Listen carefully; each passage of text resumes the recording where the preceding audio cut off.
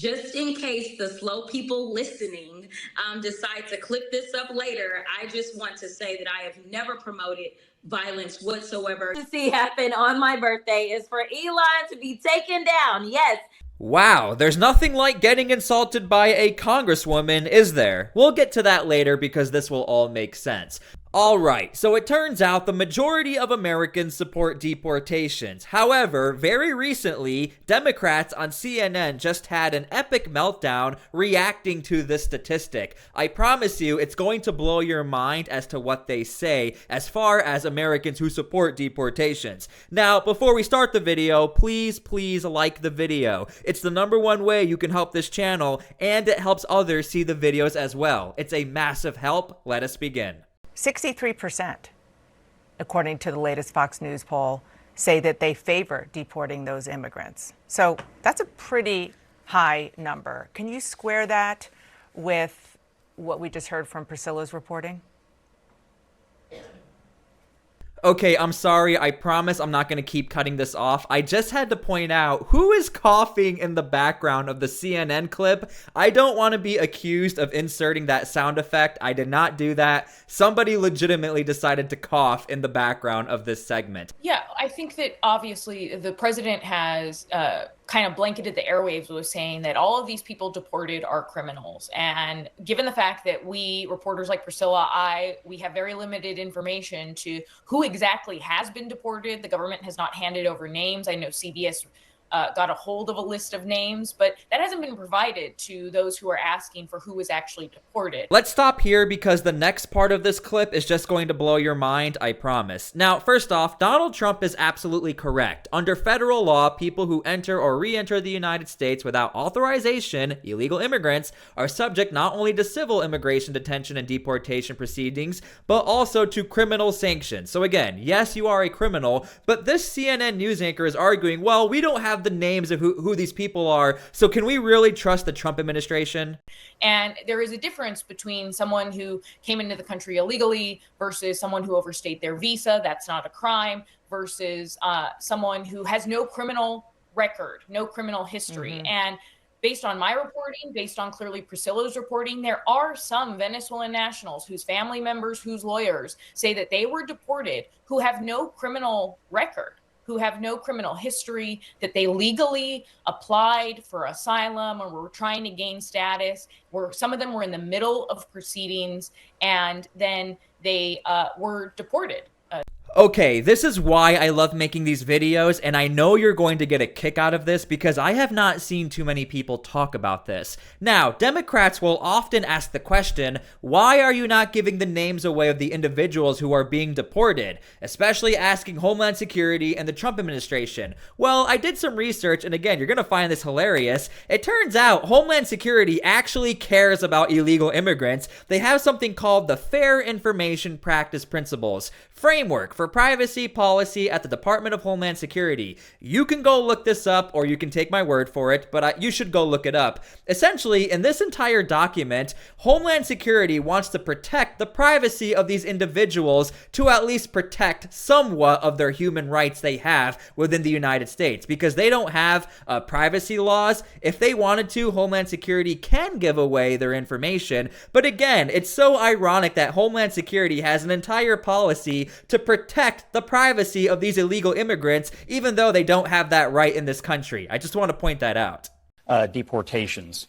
It's quite clear the president believes he is keeping the United States and its citizens safe from non-citizens who are in the country illegally, first of all, and second of all, who have a long history of committing very, very violent acts, from murder to rape to sex trafficking and so on. Don't you think they have to prove that, though? Because, I mean, I don't think anybody disagrees about their ability to deport people who are murderers or whatever, but don't they have to actually prove that those people are who they say they are and that they've carried out those acts of those criminal acts? Well, we know. All right, this video is sponsored by American Financing. Look, I don't know your exact situation, but if you're like the thousands of homeowners American Financing talks to every month, you're struggling to keep up, barely making ends meet, drowning in high interest debt, it's not your fault. Life got more expensive. Inflation hit hard. If you're still carrying credit card balances with 20% plus interest rates, rates while mortgage sits untouched, you're ignoring the one thing that could turn it all around: your home.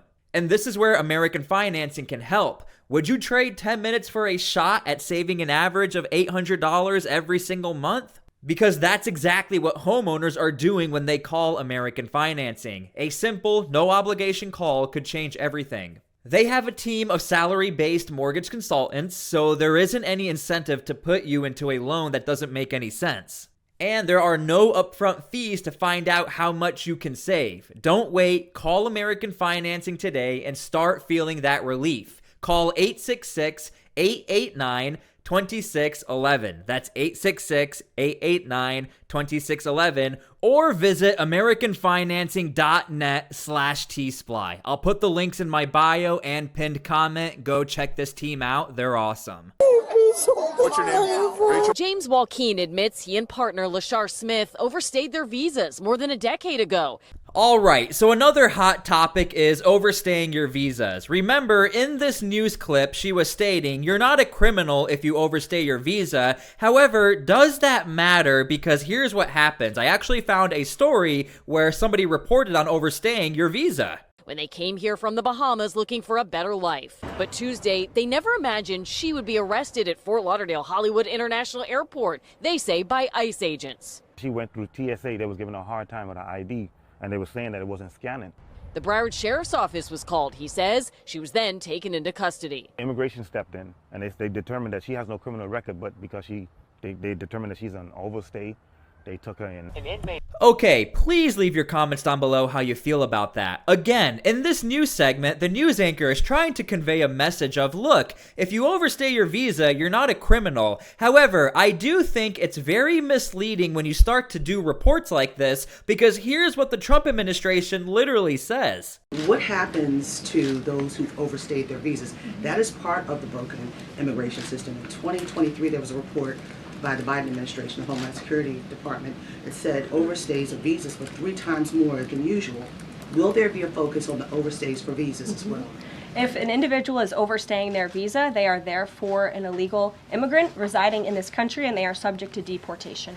So again, I don't know if you caught that, but it turns out 3 times the amount of people have overstayed their visa. So again, there are people currently in this country who have overstayed their visa. And imagine you're watching this news report and this lady is saying, look, you're not a criminal. So if you're not educated in the law, and I would assume some people are not educated, you would be like, okay, I'm not a criminal, I can't get deported. Again, it's very misleading from CNN, and it's actually shocking they played this without fact-checking it and making sure to give a little bit of hesitancy to be like, hey, just so you know, you can't overstay your visa. You're not a criminal, but you can get deported.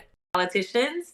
So I'll make sure that I keep it short, but I am truly here for very selfish reasons. Starting with on March 29th, it's my birthday. And all I want to see happen on my birthday is for Elon to be taken down. Yes. Listen. Now, speaking of potential criminal accusations, we have quite the back and forth I thought you would find interesting between Congresswoman Crockett and Pam Bondi, our Attorney General. I will let these clips play through, and then I will let you decide who you think is right and who you think is wrong, because this gets rather interesting. I mean, it could cause tremendous damages, and people need to know the 3 people in custody right now, they will receive severe and swift consequences, and they are facing up to 20 years in prison. We are not negotiating these. We are not coming off these charges. We are looking at everything, especially if this is a concerted effort. This is domestic terrorism. And Maria, now you have this Congresswoman Crockett who is calling for attacks on Elon Musk on her birthday. Let's take him out on my birthday, she says. Yet she turns and says, oh, I'm not calling for violence. Well, she is an elected public official. And so she needs to tread very carefully, because nothing will happen to Elon Musk. And we're going to fight to protect all of the Tesla owners throughout this country, and it's this basic safety once again. Just in case the slow people listening decide to click this up later, I just want to say that I have never promoted violence whatsoever, yet I've also never made excuse for those violent actors such as the ones on January 6th. So Pam Bondi, if you have an issue with maybe you should talk to your boss about locking back up those guys that he let out that participated in January 6th. When Pam Bondi, though, says, tread carefully, what does that even mean? Yeah. All it means is that she's attempting to get me to say, oh, I'm going to be scared and I'm just not going to say anything, because they are willing to literally break the law. I mean, that's what we've seen them do. They are ignoring court orders. They are ignoring what our own laws are. When we look at things such as impoundment, things like that, this entire administration is rogue. And this isn't about partisanship. I keep trying to tell people that we are living in the time of good versus evil, right versus wrong. Now, the main reason why I played that interaction for you is to show you how you have quite the divide between serious implications and not serious implications. And you can really even tie this into the beginning clip over on CNN, where those Democrats were not taking that statistic too serious or downplaying how Republicans and Americans felt as far as, liking the deportations in the 60+%.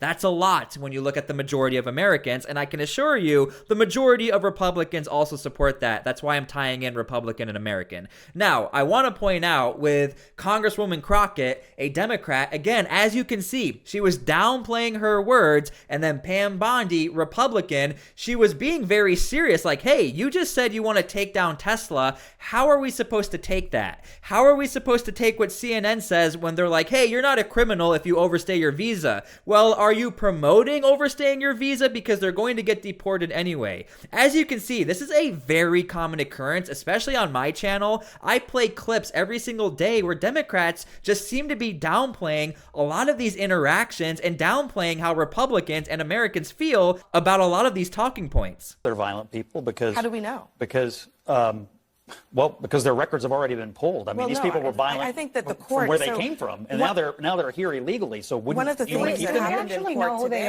well, that's what I'm saying. One of the things that happened in the court today is that the lawyers for the government couldn't say really who these people were. And interesting enough, what they tried to use is they said, oh, we're looking at some of their tattoos, which means they have a gang affiliation, so they can be deported. It's a slippery slope that we don't want to open up. But they're illegal immigrants, right? That's why we have a process for everything. But they're illegal immigrants, yes? So actually, again, we don't know the state of affairs. They're saying they're bad people so they can get out of here. It would be fine if we knew that, but we don't. The quote is, it's all fun until the rabbit has the gun, right? What if somebody turns that on one of us or anybody we're citizens. else? They're not citizens. But there's people who are here. The state of affairs in America is one that citizens are being stopped and questioned. I met with a U.S. citizen who was stopped at a subway station, questioned by ICE, detained for 3 hours. This is the state of affairs in America. So it's not necessarily about who's on that plane who may have a criminal record. We don't know their names, their first names and last name, but it is really about those that are not on the plane that could find themselves one day on a plane. You all are conflating different groups of people. U.S. citizens are different than non-citizens, and people here under certain status are much different than people who came here illegally, particularly if you came here illegally and you were violent where you came from. And I think the Trump administration, frankly, has a political and maybe even a legal mandate to exit from the country violent, illegal aliens who are in this country. So, a few things. First of all, Trump is the distractor in chief. So it benefits him that we're having this argument and that we are talking about and we're watching the video of these supposed violent criminals going into El Salvador, because that means we're not talking about the stock market tanking. So again, this is no surprise when it comes to the downplaying of the deportations, but I want to show you a major stronghold for Democrats, New York City. Here's what they had to say about illegal immigrants very recently, and this is very shocking. Now to breaking news, New York's top court striking down a New York City law that would have left non-citizens vote in municipal elections. Jenna DeAngelis is live in the newsroom with more on this and what it means for the city. Jenna. Cindy, it's estimated the city law would have given more than 800,000 people the opportunity to vote in local elections, such as mayor, public advocate, borough president, and city council. But the 6-1 decision by the Court of Appeals issued today stops that from happening. The opinion states, whatever the future may bring, the New York Constitution as it stands today draws a firm line restricting voting to citizens. So as you can see, all the way in New York City, a Democrat stronghold, you even have people willing to stand up the court systems and say, hold on, they are not legal citizens. We cannot just give them all the rights in the world. And I know that New York City, they are a Democrat city, and they still give a little more rights to illegal immigrants than other cities. Nonetheless, this is a massive step to at least, siding with the rest of America and the rest of the majority who don't agree with a lot of these illegal immigrants being in this country illegally. Anyway, if you are still watching this video, thank you so much for still being here. I really appreciate you guys. Please leave your comments down below how you feel about all of the events you just witnessed or listened. Thank you guys for everything, and God bless. We'll see you guys later.